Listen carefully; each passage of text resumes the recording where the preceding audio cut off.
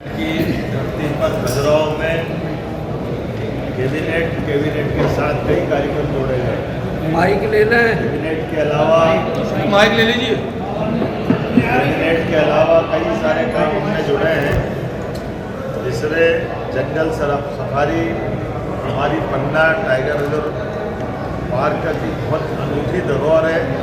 पन्ना का national park भी न केवल टाइगर के अभयारण्य की दृष्टि से बल्कि हाथियों के लिए भी ये आदर्श स्थान है और हाथियों के परिवार भी बढ़ रहे हैं। यहाँ कल पन्ना नेशनल पार्क में 10 नई हेक्टर बस जो आरामदायक 29 पर्यटकों को लेकर के अंदर जा सकती है, जिससे पर्यटन बढ़ेगा, पर्यटन से जुड़े हुए लोगों को रोजगार मिलेगा, कई सौगातें मिलेगी।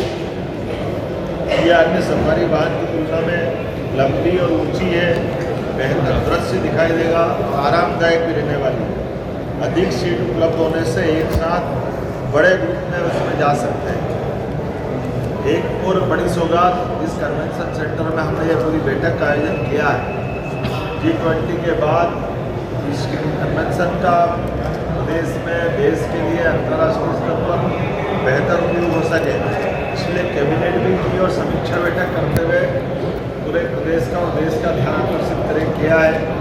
इससे जोड़कर एक 5 स्टार होटल बना करके भविष्य में ये इसी प्रकार के आयोजनों के लिए और अच्छे से उपयोग में आए, तो PPP मॉडल पर इसके लिए भी हमने प्लान बनाया। इसी की तर्ज पर ये कन्वेंशन सेंटर इस प्रकार से राज्य में और भी बड़े स्थान पर इनकी सौगात देने की दृष्टि से विचार किया गया।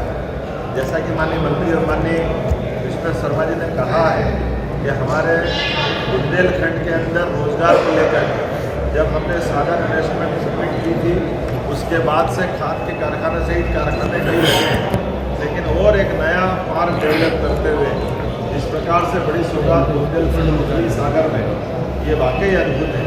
और न केवल एक सागर के नेशनल पार्क की, बल्कि सभी प्रकार के टूरिज्म की गतिविधि बढ़ाने के लिए भी शासन की सारी योजनाओं के आधार पर भी हम हर इन्वेस्टर समिट में इसको प्रमोट कर रहे हैं। जब इनकी बात करते हैं तो इसी के साथ साथ आर्याव्रत का ये जो कल नया हमने सेंटर बनाया, जिसके माध्यम से ट्रैवल की हमारी सभी विधाओं के सभी प्रकार के कार्यक्रम करने के लिए ये इंटरनेशनल केंद्र बने, इस दिशा में हम काम कर रहे हैं।